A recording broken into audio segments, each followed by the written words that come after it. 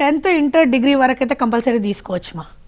Okay, degree అయిన తర్వాత నువ్వు ఇంకో డిగ్రీ చేసినావు అనుకో, సపోజ్ మనకి ఇక్కడ ఎంబీఏ చేసినావు, బీకామ్ చేసినావు, మళ్ళీ ఇంకోటి ఏదో చేసినావు, లేదా బీకామ్ అయిపోయిన తర్వాత పీజీ చేసినావు, మళ్ళీ ఇక్కడ ఎల్ఎల్బీకి వచ్చినావు అనుకోండి, అక్కడ మొత్తం అవైల్ చేసుకున్నావు నువ్వు స్కాలర్షిప్, మళ్ళీ ఇక్కడ అడుగుతున్నావు.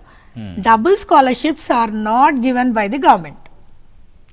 అందుకనే ఈ పిల్లలకి ఇబ్బందులు వస్తున్నాయి.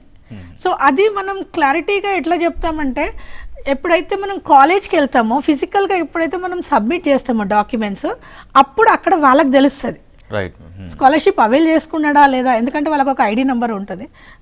వాళ్ళ క్లర్క్ ఏం చేస్తాడంటే ఐడి కొట్టి చూసినప్పుడు వీళ్ళు అవైల్ చేసుకున్నా లేదా తెలిసిపోతుంది.